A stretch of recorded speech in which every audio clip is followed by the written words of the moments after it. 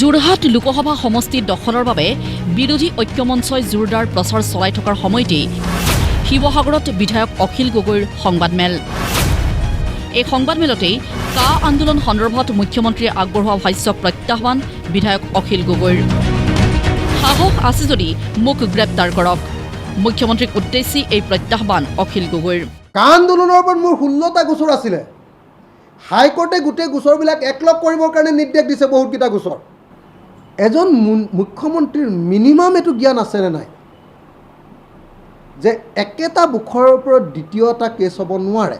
বিৰোধী ঐক্যমঞ্চৰ পক্ষত যেতিয়া হাৱা আহি গৈছে, ঢৌ আহি গৈছে, সেই সময়ত অখিল গগৈক ভয় খুৱাবৰ কাৰণে, কাৰণ অখিল গগৈয়ে সেয়া হাৱা আনিছে বুলি তেওঁলোকে অনুমান কৰিছে, গতিকে অখিল গগৈক ভয় খুৱাবৰ কাৰণে, ব্লেকমেইল কৰিবৰ কাৰণে তেওঁ মোৰ ওপৰত গোচৰ দিম বুলি কৈছে।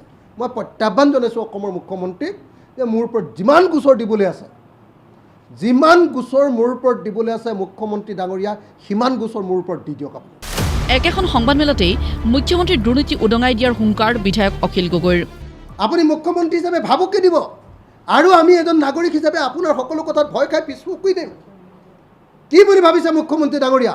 আপুনি বেলেগক তেনেকৈ দাদাগিৰি কৰিব, বেলেগৰ ওপৰত দম দিব, কিন্তু অখিল গগৈক এনেকৈ দম দিয়াৰ সাহস নকৰাই ভাল। তো আপোনাৰ চাৰদা কেলেংকাৰী, আপোনাৰ লুই বাজাৰ কেলেংকাৰী, আপোনাৰ মানৱেন্দ্ৰ হত্যা গোচৰৰ অভিযুক্ত হিচাপে সেই গোচৰবিলাক, এই প্ৰত্যেকটো গোচৰৰ ওপৰত আমিও নতুন নতুনকৈ চিন্তা আৰম্ভ কৰিম।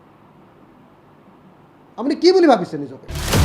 শেহতীয়াকৈ একাংশ বিৰোধী নেতাৰ বিজেপি গমন সন্দৰ্ভত মুখ্যমন্ত্ৰী ডক্টৰ হিমন্ত বিশ্ব শৰ্মাই কৈছিল যে অখিল গগৈ ভলভ' বাছ, অখিল গগৈক বিজেপিলৈ আনিব নোৱাৰি। মুখ্যমন্ত্ৰীৰ এনে ভাষ্যৰ পিছত বিধায়ক গগৈৰ প্ৰতিক্ৰিয়া, ক'লে বিজেপি পৰাভূত নোহোৱালৈকে যুঁজি যাম।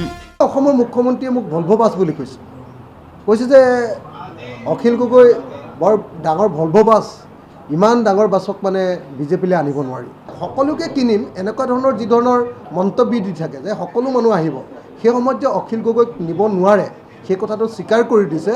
আৰু সেই স্বীকাৰ কৰি দিয়াৰ কাৰণেই অসমৰ মানুহে নিশ্চয় বুজি উঠিছে যে অসমত অন্ততঃ পক্ষে সকলো যদি বিজেপিলৈ গুচি যায়, তাৰ পাছতো অখিল গগৈ নামৰ এজন মানুহ থাকিব, ৰাইজৰ দল নামৰ এটা দল থাকিব, যিয়ে কেতিয়াও বিজেপিক সহ্য নকৰে, আৰু বিজেপি যেতিয়ালৈকে অসমৰ ৰাজনীতিৰ পৰা বিদায় নিদিয়ে তেতিয়ালৈকে ৰাইজৰ দলে কাম কৰি থাকিব।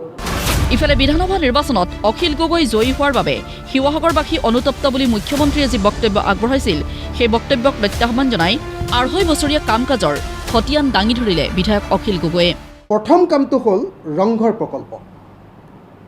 ১৪২ কোটি টকাৰ ৰংঘৰ প্ৰকল্প ইতিমধ্যে আধাৰশিলা স্থাপন কৰা হ'ল, আৰু ১৮ মাহৰ ভিতৰত এইটো সম্পূৰ্ণ কৰাৰ কাৰণে সিদ্ধান্ত গ্ৰহণ কৰা হৈছে।